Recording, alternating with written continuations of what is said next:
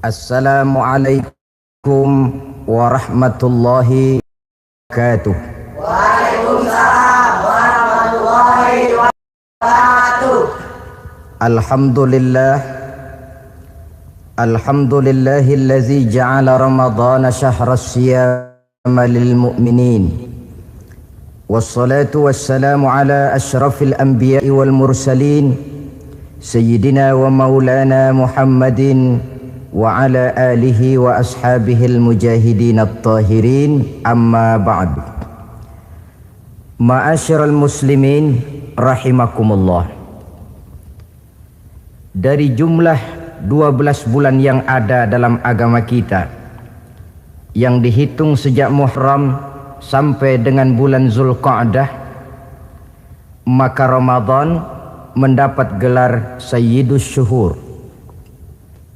Sayyidus Syuhur artinya raja, penghulu atau tuan dari seluruh bulan.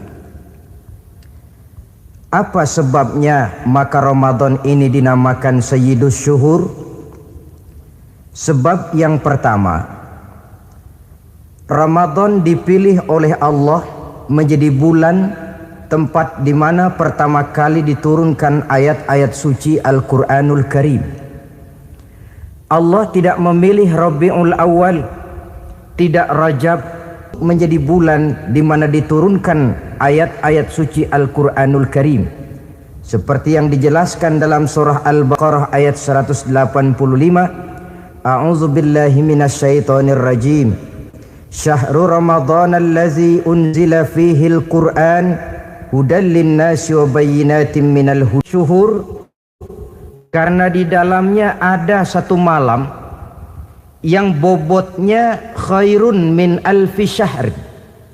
Satu malam tetapi lebih baik daripada 1000. Itu dinamakan dengan Lailatul Qadar. 1000 bulan kira-kira 83 tahun. Nilai ibadah di malam itu lebih baik daripada nilai ibadah 83 tahun. Padahal umur orang sekarang kan jarang yang sampai 83 tahun. Bagaimana ini harus kita pahami?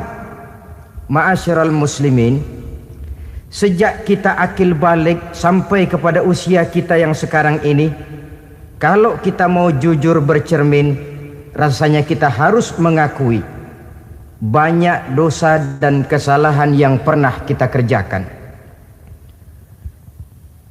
Kalau kita berbuat dosa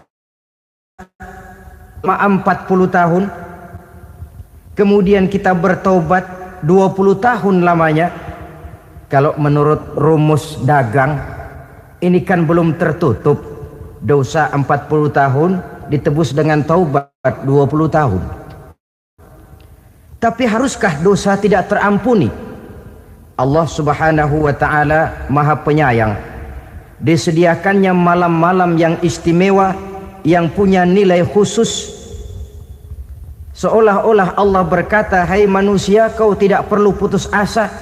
Bagaimanapun banyak dosa kau lakukan, bagaimanapun banyak kesalahan kau kerjakan, nih, aku sediakan satu malam khairun min alfi syahrin, lebih baik daripada 1000 bulan yang disebut dengan Lailatul Qadar.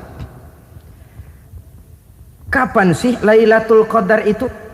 Menurut Al-Imamul Ghazali, Lailatul Qadar itu adanya pada 10 hari yang akhir di bulan Ramadan, terutama pada malam-malam ganjil. Malam 21, 23, 25, 27, dan 29. Tapi orang yang ingin menemukan Lailatul Qadar, dia harus sudah berjaga sejak awal Ramadan. Jadi nggak boleh pakai ilmu ngincer. Tahu ilmu ngincer? Tanggal 20 Ramadan nggak terawih, 21 terawih, 22 perek lagi, 23 masuk lagi, 24 nggak ke masjid. Temennya tanya, kenapa nggak ke masjid? Ini kan bukan malam ganjil, nggak turun Lailatul Qadar. Saya kira yang kayak begini dapatnya bukan Lailatul Qadar, boleh jadi Lailatul Qadar. Orang yang ingin menemukan Lailatul Qadar itu, dia harus berjaga-jaga sejak awal Ramadan. Inilah di antara tugas kita, memanfaatkan waktu-waktu yang punya nilai istimewa. Itu ada dalam agama. Dalam setiap minggu ada hari istimewa. Dalam setiap hari ada jam-jam istimewa. Dalam setiap tahun ada bulan istimewa.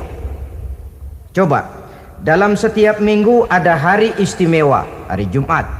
Dalam setiap hari ada jam-jam istimewa, sepertiga malam yang terakhir, antara jam 2 sampai menjelang fajar di kala subuh, itu saat-saat istimewa.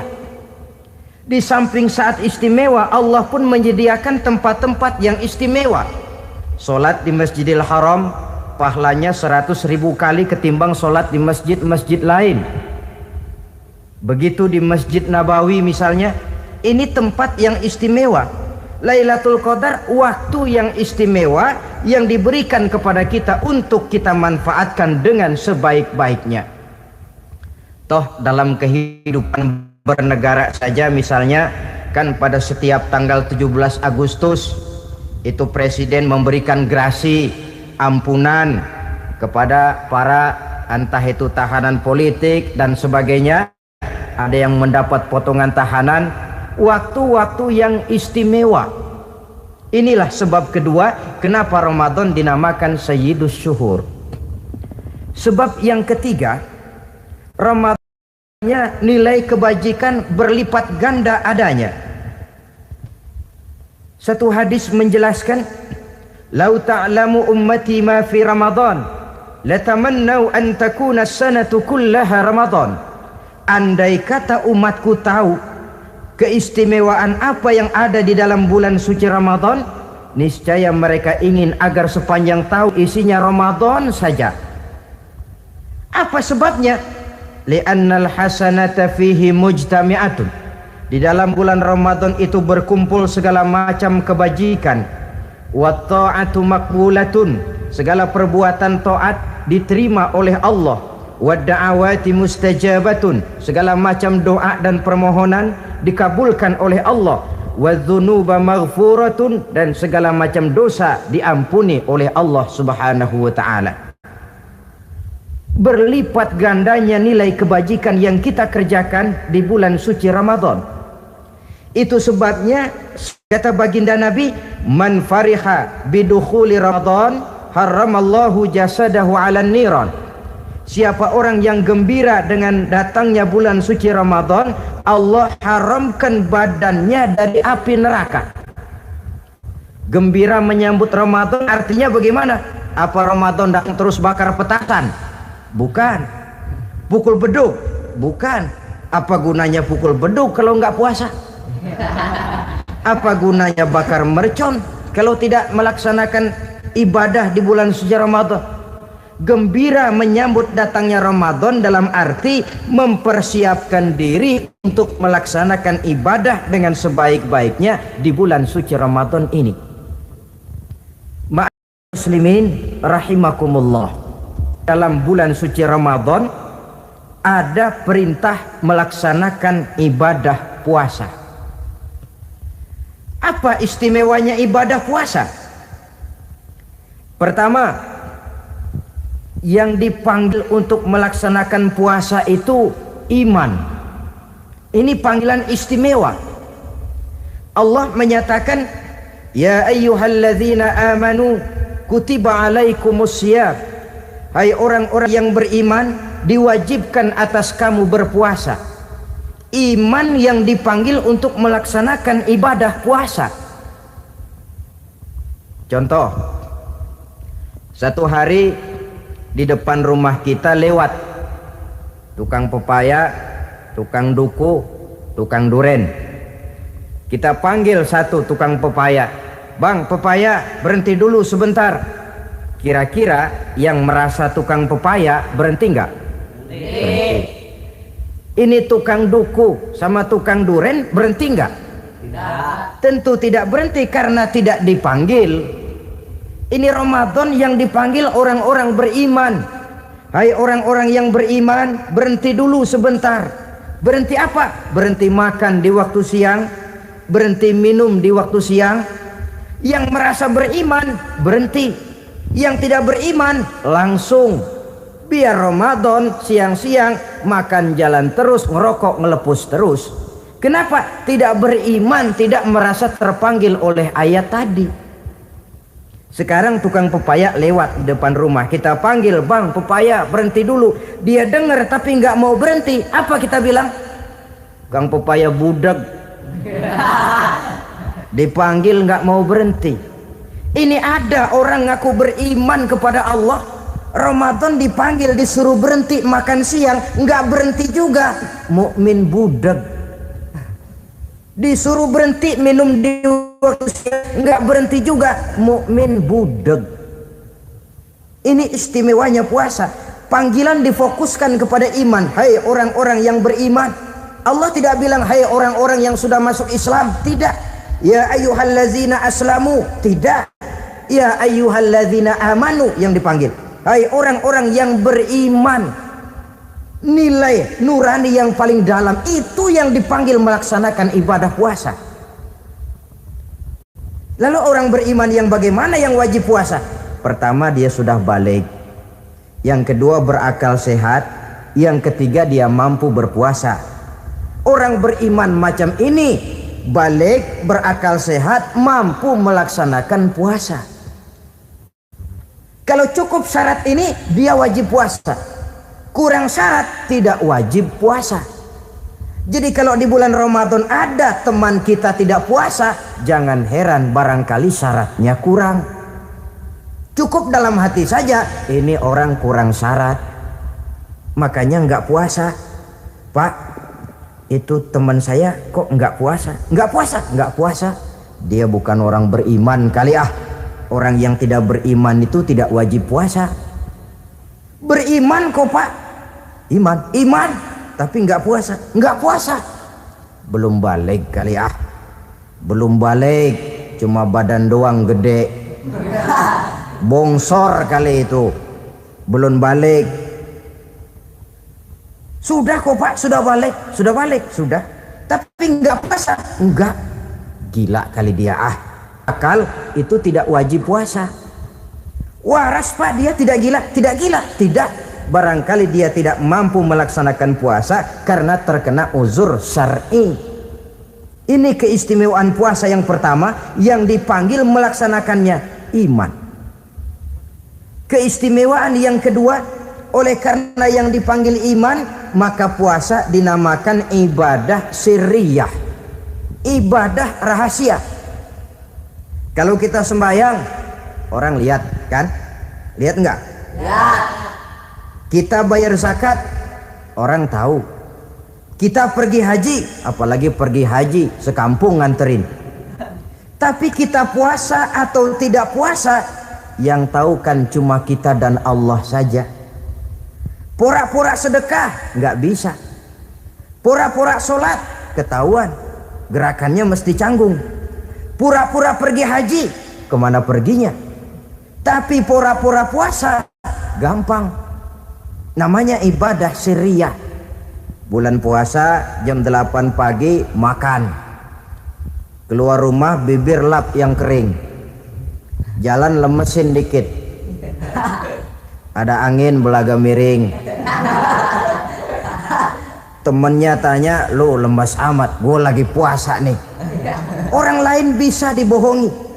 Sebab puasa memang merupakan ibadah sirriyah yang tahu cuma kita dan Allah saja. Karena dia ibadah rahasia, puasa ini sulit terkena penyakit riya. Ibadah yang lain karena kelihatan orang gampang kena penyakit riya, to show only.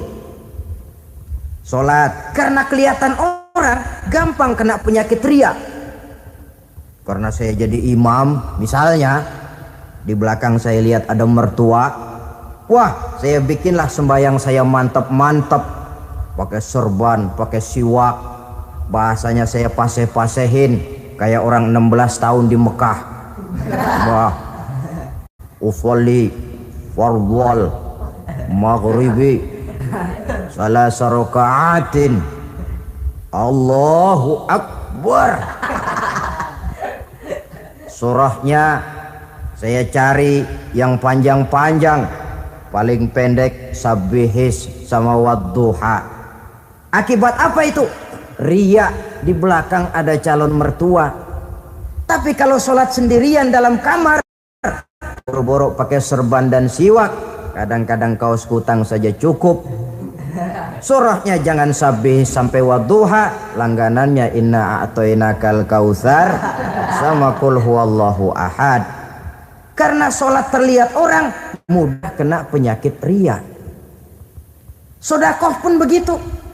Mulanya niatnya cuma mau sedekah 5.000, karena ada orang yang disedekahsegani naik 10.000, yang 5.000 sudah karena orang. Jadi ibadah yang lain itu mudah terkena riya, tapi juga mudah dinilai orang. Kita bisa saja bilang itu orang sholatnya khusyuk ya. Kenapa? Kelihatan dari gerakannya. Itu orang hajinya mabrur ya. Kenapa? Kelihatan dari tingkah lakunya setelah pulang haji. Itu orang sedekahnya berani ya. Kenapa? Ketahuan dari jumlahnya. Ibadah yang lain bisa dinilai, tapi puasa nggak bisa dinilai. Tuh orang puasanya mantap bener ya. Kenapa? Beludah melulu. Itu bukan ukuran. Itulah sebabnya dia dinamakan ibadah sirriyah, ibadah yang abstrak, yang tahu cuma si pelaksana dan Allah saja. Ini keistimewaan puasa yang kedua. Yang ketiga, saudara-saudara, kalau ibadah-ibadah yang lain, ganjaran pahalanya itu dijelaskan oleh Allah. Sedekah kalau ikhlas pahalanya begini, haji kalau mabrur pahalanya ini, sembahyang berjamaah pahalanya ini. Untuk puasa tidak. Puasa Allah cuma bilang as-siyamu li wa ana ajzi bihi. Puasa adalah untukku, aku yang akan membalasnya. Berapa besar balasannya tidak dijelaskan oleh Allah. Apa artinya ini? Kalau saudara kerja, mandor bilang, sampean kerja sama saya, gaji satu hari 5.000. Ketahuan kan, sehari 5.000. Kita bisa kong kali kong, ada mandor rajin, nggak ada mandor kendor. Pokoknya sehari 5.000. Tapi kalau mandor cuma bilang, kau kerja sama aku, gajimu nanti aku yang atur. Tidak dijelaskan, nanti aku yang atur. Ini kan mestinya kita kerja hati-hati. Sebab apa? Mungkin gaji kita lebih besar dari jumlah 5.000 kalau kerjaan memuaskan. Mungkin tidak digaji sama sekali kalau kerjaan berantakan. Tidak dijelaskannya pahala puasa menjadi sugesti bagi kita untuk melaksanakan ibadah ini dengan sebaik-baiknya. Mungkin gaji sangat besar, mungkin tidak digaji sama sekali. Sebab kata Nabi, kam min shaimin laisa lahu min siyamihi illa al-ju' wal 'atsy. Berapa banyak orang puasa, dia tidak memperoleh apa-apa dari puasanya kecuali lapar dan haus saja. Puasa sah, kewajiban gugur, nilai 0. Tidak dapat apa-apa kecuali lapar dan haus.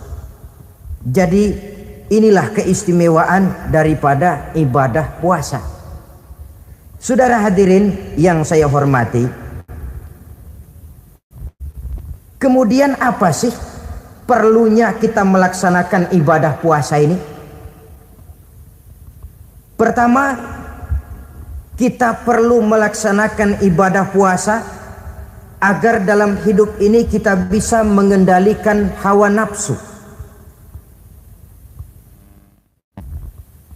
Perut besar, tempat bersarangnya energi yang melahirkan gerak dan merupakan kendaraan utama daripada iblis.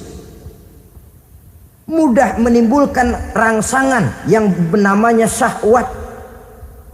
Kalau itu kita kendalikan, maka langkah hidup ini akan menjadi lurus karenanya. Benar kalau Nabi menyatakan, iza jaa Ramadan futihat abwabus sama wa ghulliqat abwabun nar wa sufsidatis sayatin. Apabila datang bulan suci Ramadan, dibuka pintu langit, dibuka pintu surga, ditutup pintu neraka, dan diikat setan-setan itu. Siapa yang ikat setan? Puasa kita. Dengan puasa kita mengendalikan nafsu. Kalau nafsu kita kendalikan, setan gak berkutik. Jadi yang mengendalikan nafsu itu nilai puasa. Nafsu terkendali, setan terikat. Kalau puasa, kalau nggak puasa, setannya ngebludak. Jadi jangan digambarkan, wah kalau bulan puasa setan dirantai. Rantainya kayak apa? Yang rantai siapa? Arti setan diikat di sini ialah nafsu dikendalikan. Dengan apa? Mengatur makan dan minum. Puasa kan sebenarnya logikanya mengatur perpindahan waktu makan dan minum saja. Apabila perut besar ini teratur demikian rupa, syahwat tidak menggelegak, dia terkendali. Dengan hidup pandai mengendalikan nafsu, iblis tidak berdaya dan tidak berkutik. Ma'asyiral muslimin rahimakumullah, Nabi bersabda, la yu'minu ahadukum hatta takuna hawahu taba'an lima ji'tu bih. Belum sempurna iman kamu kalau nafsumu belum ikut apa yang aku bawa. Yang dibawa Nabi tidak lain daripada syariat, termasuk di dalamnya pelaksanaan ibadah puasa. Karena itu saya pesan kepada seluruhnya, jangan kalau puasa kayak orang ngancem. Siang bisa mengendalikan nafsu, tapi begitu maghrib berbunyi, nafsu sudah tidak terkendalikan lagi. Itu namanya puasa orang ngancem. Kayaknya biarin siang gua tahan, ntar lo maghrib. Begitu maghrib berbunyi, sudah macam bendungan pecah. Semua isi meja pindah ke perut. Akhirnya kalau siang dia setengah mati kelaparan, habis buka setengah mati kekenyangan.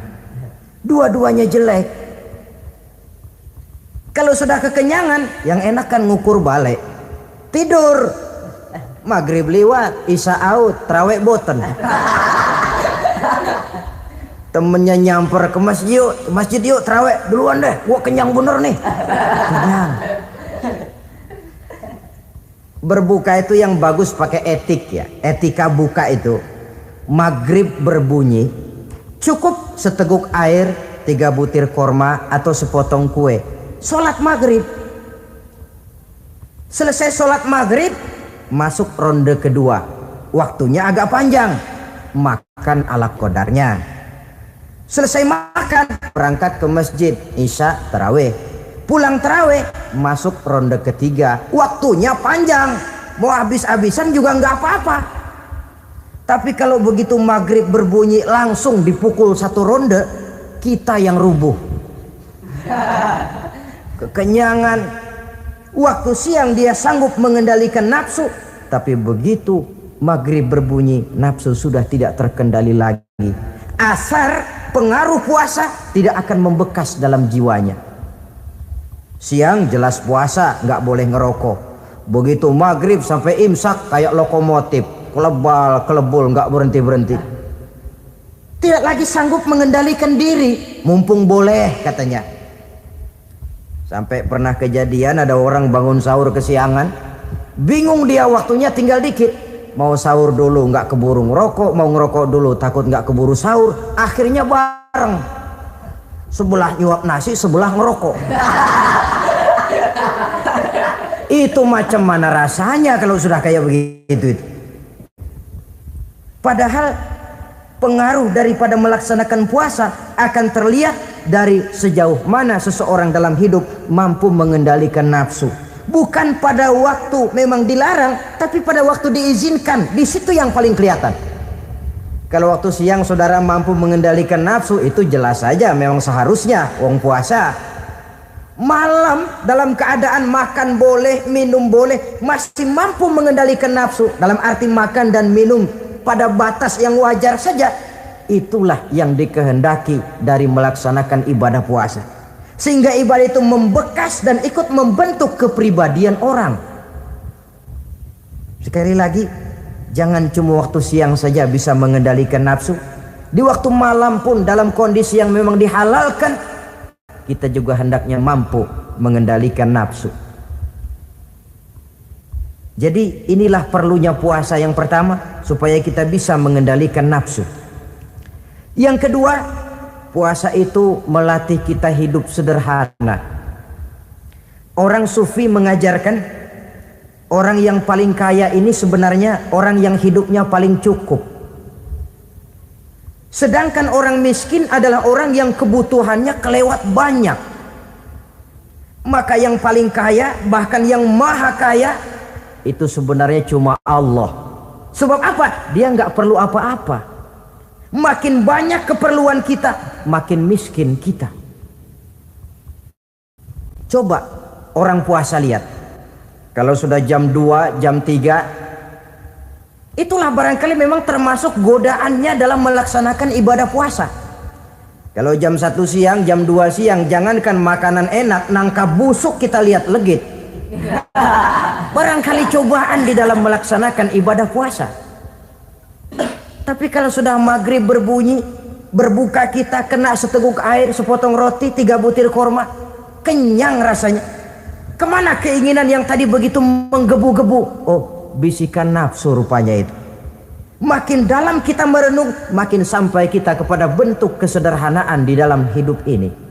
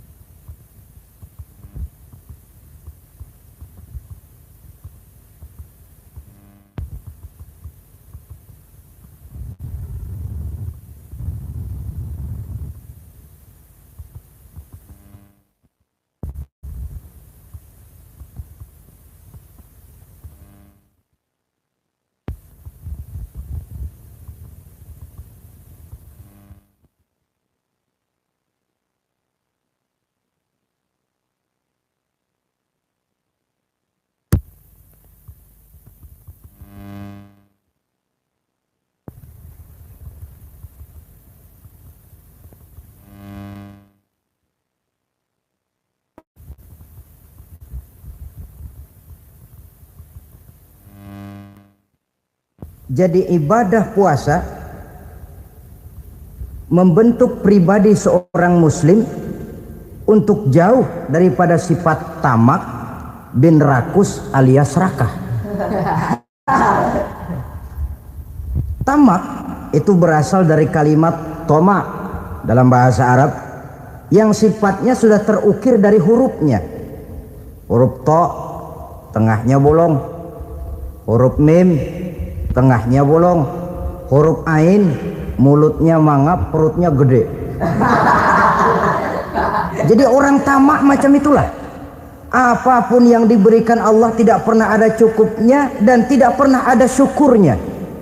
Sehingga Nabi menjelaskan, lau anna libni adam wadiyani min zahabin labtagha lahuma thalisan wa la yamla'u jawfa ibna adam illa turab.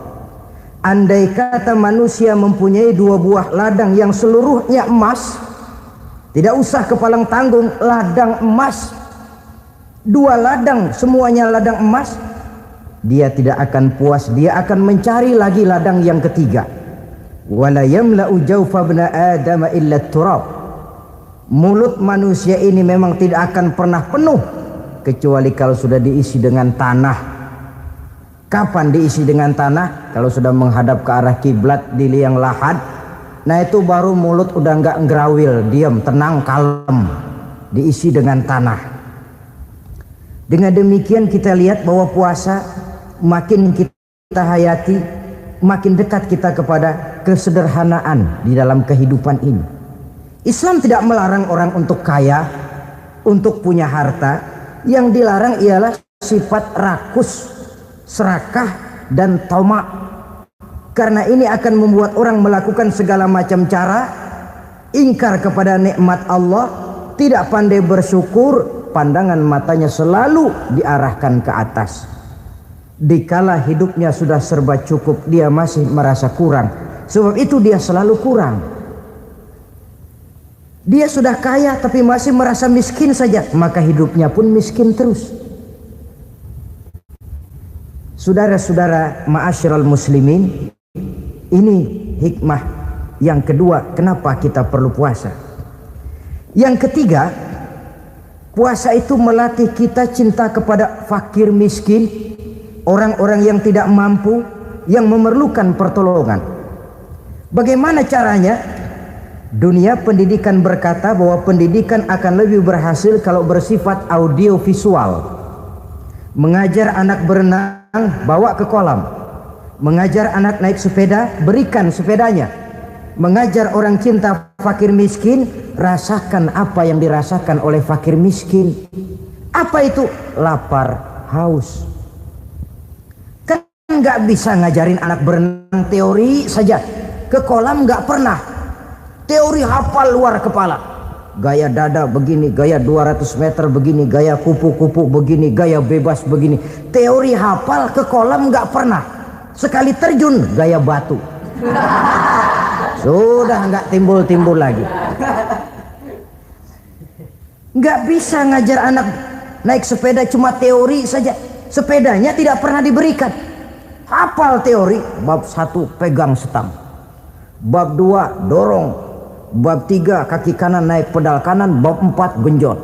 Hafal teori, megang sepeda nggak pernah. Begitu dikasih sepeda dia naik, habis tukang bakso. Pun mendidik orang cinta kepada fakir miskin tidak bisa cuma lewat seminar, kongres, penataran, indoktrinasi. Diadakan simposium, seminar, diskusi supaya orang cinta kepada fakir miskin, tapi yang bicara orang kenyang semua. Bagaimana hati ini mau peka? Islam itu nggak usah banyak teori lah, rasakan saja lapar haus enak nggak? Kalau kau tahu lapar dan haus tidak enak, kau lapar haus cuma sebentar, habis maghrib laparmu hilang, hausmu hilang. Bagaimana saudara-saudaramu muslimin yang terkapar di kolong-kolong jembatan, yatim piatu yang hidup terlunta-lunta, perempuan-perempuan tua hidup miskin, anak pun banyak perlu uluran tangan, lapangan kerja sulit, persaingan hidup makin tajam, meringkuk mereka di sudut-sudut kehidupan, beratap langit, beralas bumi, tanpa tahu kapan hidup dan nasibnya akan berubah. Di situ pekalah hati untuk hidup tidak cuma buat kepentingan diri dan perut sendiri saja, tapi mampu memberikan pertolongan sesuai dengan kemampuan kepada mereka yang memang memerlukan. Sebuah hadis menyatakan, irhamu ahlal ardi yarhamkum man fis sama. Sayangilah apa yang ada di permukaan bumi, nanti yang di langit akan sayang kepadamu. Si kaya sayang kepada yang miskin lalu menolongnya, yang alim sayang kepada yang awam lalu membimbingnya, yang pemimpin sayang kepada rakyat lalu melindunginya. Yang di langit akan sayang kepada kita, akan turun rahmah berlimpah, akan tercipta keberkahan dan ketenangan dalam hidup. Tapi kalau sebaliknya, yang kaya malah nyantap yang miskin, yang pemimpin malah menggilas yang rakyat, yang alim malah membodoh-bodohi orang yang memang sudah bodoh, akan terwujudlah malapetaka. Bukan rahmah yang turun dari langit, tapi azab akan menimpa kita semua. Orang yang menghayati lapar, menghayati haus, akan timbul kepekaan sosial.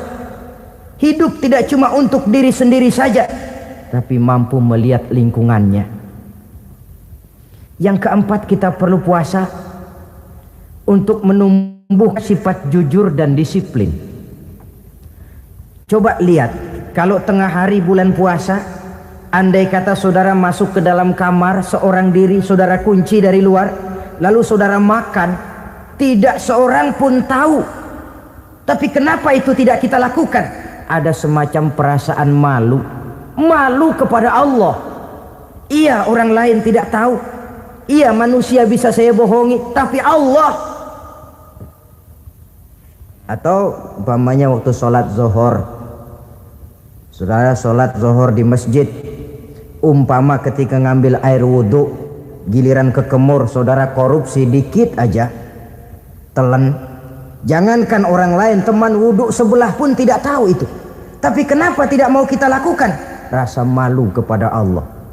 Di sini sumber nilai timbulnya kejujuran dan disiplin. Bukan berupa undang-undang mati yang dipaksakan dari luar, tapi timbul dari dalam jiwa dan nurani kita sendiri. Sikap jujur dan disiplin. Yang terakhir, kita perlu puasa untuk memelihara kesehatan.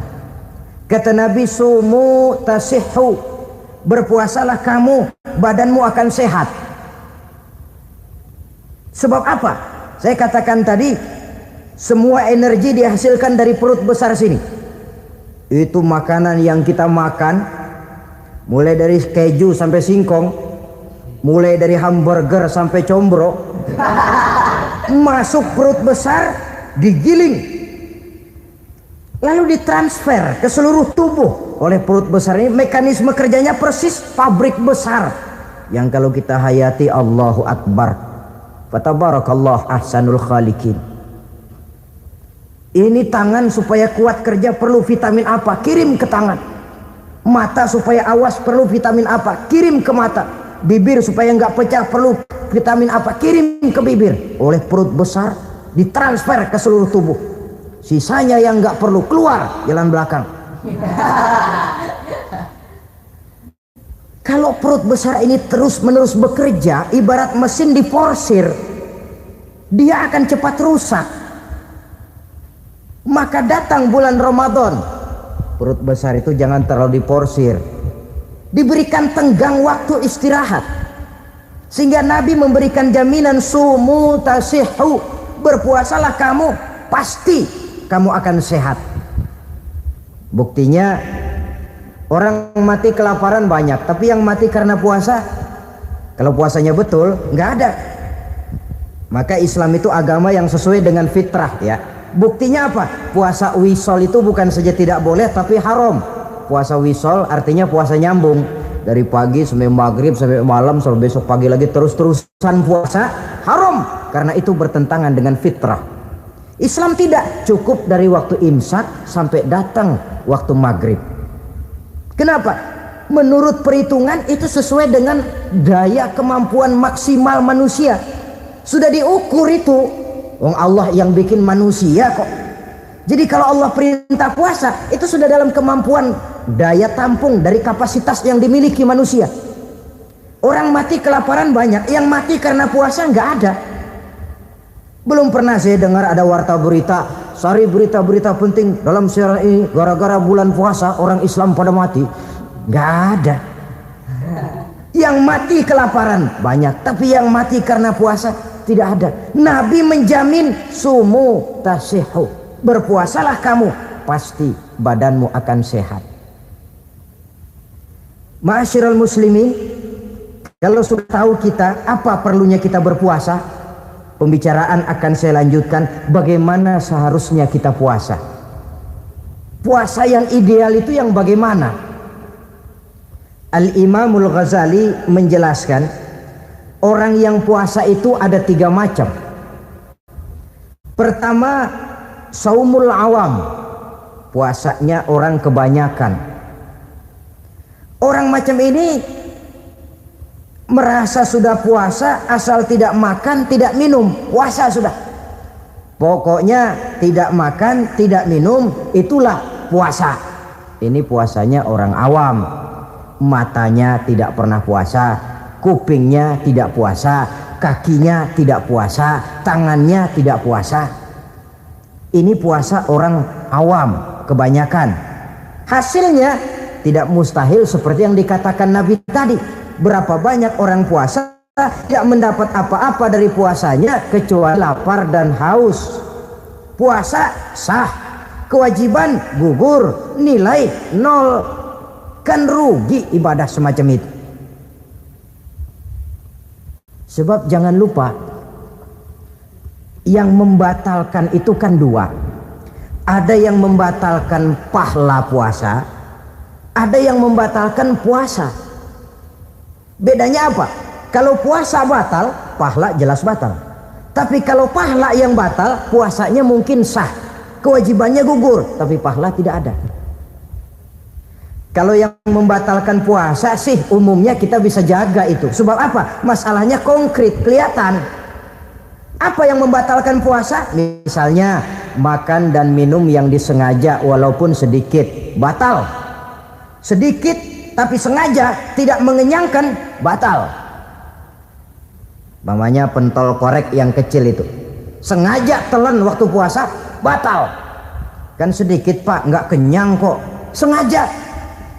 Sengaja itu yang bikin batal. Tapi kalau tidak sengaja seperti lupa, itu tidak batal. Misalnya hari pertama puasa, habis sembahyang subuh tidur, bangun jam 8, lupa kebiasaan, langsung aja nyerbu ke dapur. Dapat sepiring setengah, ingat, astagfirullah, lagi puasa, betul. Setelah ingat bagaimana? Yang masih ada di mulut keluarkan, berkemur, lanjutkan puasanya, sah. Perkara sepiring setengah yang udah kadang masuk bagaimana pak? Itu rezeki. Lawang orang lupa itu kan jenis yang ma'fu anhu, jenis yang dimaafkan. Makan dan minum yang disengaja walaupun sedikit, batal puasanya. Apalagi muntah yang disengaja, batal puasa itu. Ukuran sengaja kan kita tahu. Apalagi hilang akal seperti gila atau pingsan, batal puasa. Apalagi hubungan suami istri di waktu siang secara sengaja, batal. Kalau sengaja, kalau nggak sengaja, enggak. Namanya nggak sengaja. Umpamanya, saya nggak sengaja pak, tahu-tahu udah nyampe situ, gimana? Ya nggak batal, cuma begitu ingat, buru-buru selesai mandi, lanjutkan puasanya, sah. Jangan begitu ingat pak puasa cuman tanggung. Nah, ini tanggung ini yang bikin jadi batal. Dan jangan lupa, orang yang membatalkan puasa karena hubungan suami istri, dendanya paling berat. Seorang sahabat pernah lapor, halaktu ya Rasulullah, ya Rasul, celaka saya. Ma ahlaka, apa yang bikin kamu celaka? Saya lagi puasa Ramadan ya Rasulullah, saya nggak tahan. Lalu saya nyelonong sama istri saya, pengantin baru ini rupanya. Nyelonong bagaimana? Ya nyelonong.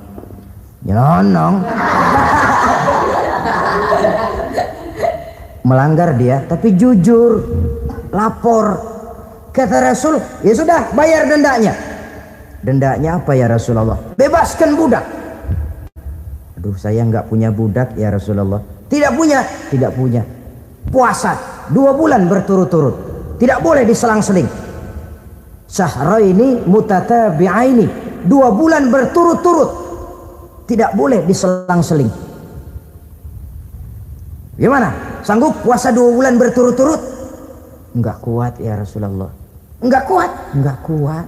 Ramadan yang sebulan aja saya nyelonong, apalagi 2 bulan. Kalau kau tidak kuat juga, beri makan 60 fakir miskin, 1 orang 1 mod ya Rasulullah. Apalagi jangan memberi makan 60 fakir miskin. Wong istri saya di rumah sehari masak 3 hari libur. Saya orang susah ya Rasulullah. Saya pikir lagian nih orang kebangetan juga, udah melarat sama larangan berani. Rasul masuk ke dalam kamar, keluar kembali bawa sekeranjang kecil kurma. Kalau kau tidak punya apa-apa, bawa pulang nih, sedekahkan kepada orang-orang miskin di kampungmu sebagai pembayar dendamu ya Rasulullah. Apalagi di kampung saya itu yang paling miskin saya. Waduh, rusak benerin orang. Apa marah Rasul? Beliau malah senyum. Ya sudah, kalau memang yang paling miskin kamu, bawa pulang saja itu korma, beri makan anak istrimu di rumah. Orang ini udah melanggar larangan, dapat korma lagi. Yang kedua, watak hukum Islam itu elastis, fleksibel, tidak kaku.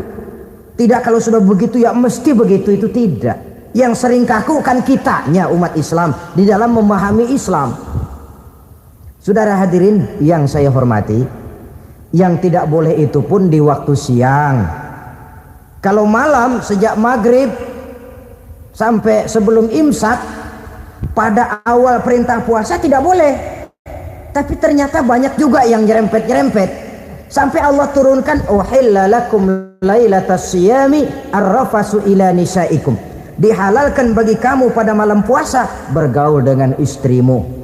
Jadi barangkali di antara pendengar ini ada yang pengantin baru, tolong sabarlah di waktu siang.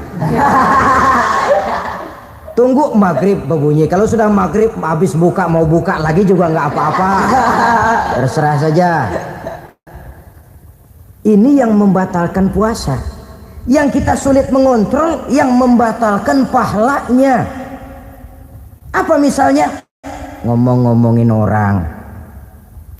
Puasa, ngomongin orang jalan terus. Itu ya tetangga kita.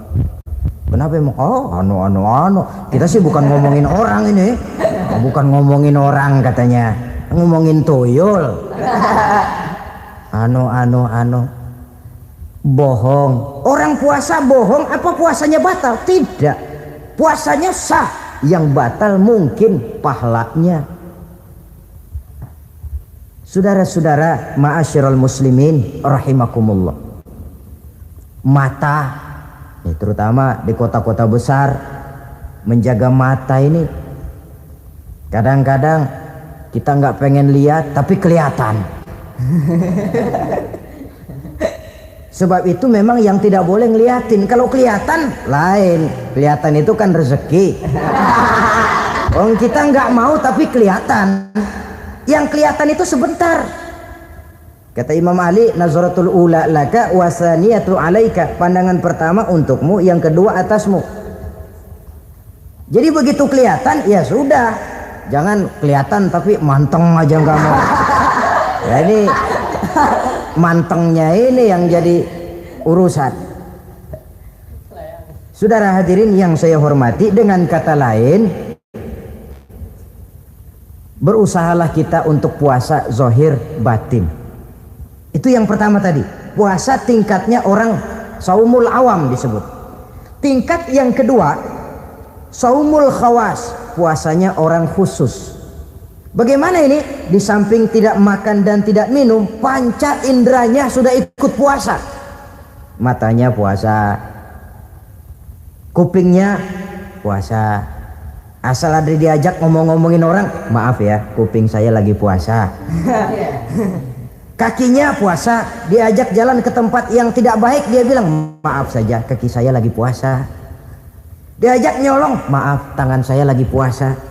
Tidak cuma sekedar tidak makan dan tidak minum, panca inderanya sudah ikut puasa. Sekurang-kurangnya seperti inilah puasa kita, zahir batin. Nah, yang tertinggi disebut saumu khawasil khawas, puasa orang khusus yang lebih khusus lagi. Ini sudah the first class ini, puasanya orang VIP. Bagaimana puasanya orang ini?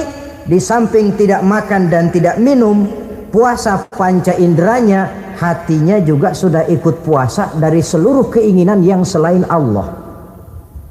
Wah, ini kelas tinggi. Orang yang puasa macam ini, andai kata jam 3 sore dia berpikir, ntar sore buka pakai apa ya, dia menganggap batal pahalanya. Kenapa? Masih mikirin makanan. Kalau kita kan bukan cuma mikirin, ngancem. Waduh, jam 5 di meja udah berderek es kopior, kelapa muda, cendol. Apa yang mau diminum lebih dulu?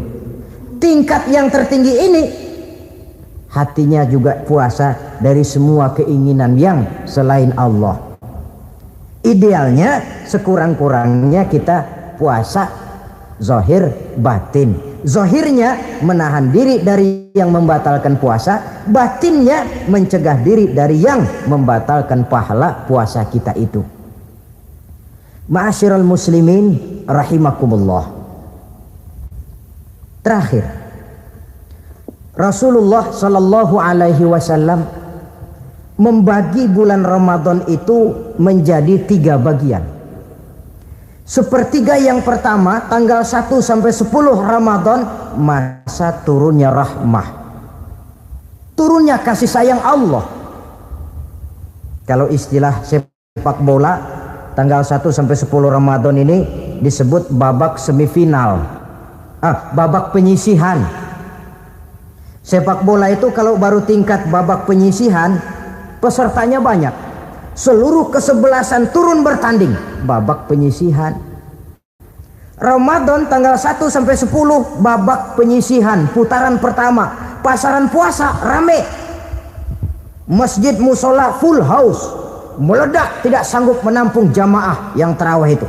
Yang tadarus meriah. Kenapa? Maklum babak penyisihan, seluruh kesebelasan turun bertanding.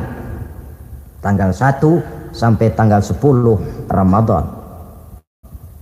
Bila itu selesai, selesailah putaran pertama, masuk putaran kedua, sepertiga yang kedua tanggal 10 sampai 20 Ramadan, masa maghfirah, masa turunan dari Allah, masuk babak semifinal.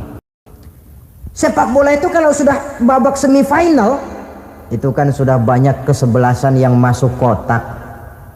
Maka 10 Ramadan ke atas, pasaran puasa mulai menurun. Yang enggak puasa mulai nekat. Yang tadarus sudah mulai sayup-sayup sampai. Sementara barisan orang sembahyang tarawih di masjid mulai mengalami kemajuan dengan pesatnya. Barisannya makin maju ke depan. Maklum, tidak semua kesebelasan tangguh. Ada yang sejak bertanding sudah berhitung. Kita sih bakalan yang lain ada.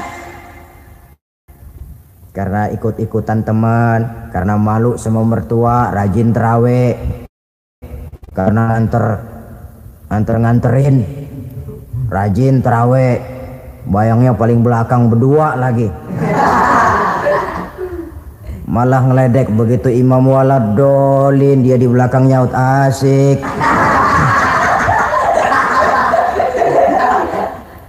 Yang kayak begini ini sudah nggak bakal tahan lama, akan gugur di babak semifinal. Puncaknya putaran terakhir tanggal 20 sampai akhir Ramadan, masa itkun minan nar, masa pembebasan dari api neraka, masuk babak final. Kalau sudah babak final, ya pesertanya nggak banyak sudah. Ramadan tanggal 20 ke atas babak final, pesertanya nggak banyak. Sebab apa? 20 Ramadan ke atas pikiran orang sudah bercabang itu. Yang punya kampung sudah siap-siap mau pulang mudik, lebaran di kampung. Puasa kayak enggak, yang penting pokoknya lebaran. Yang pegawai negeri gajinya kecil, anaknya banyak, palanya ngebet. Yang belum punya sepatu, belum punya baju, macam-macam problem, sehingga konsentrasi ibadah menurun. Padahal Nabi sangat menganjurkan tingkatkan ibadah, la siyama fi asril awakhir, lebih-lebih pada hari 10 yang akhir, tanggal 20 sampai akhir Ramadan. Di situ dianjurkan memperbanyak ibadah, i'tikaf, tarawih, tadarus Quran, bersedekah, amalan-amalan sunnah yang sangat dianjurkan di bulan suci Ramadan ini. Nah, mereka yang keluar sebagai finalis Ramadan, Allah Subhanahu wa ta'ala berkenan memberikan piagam penghargaan.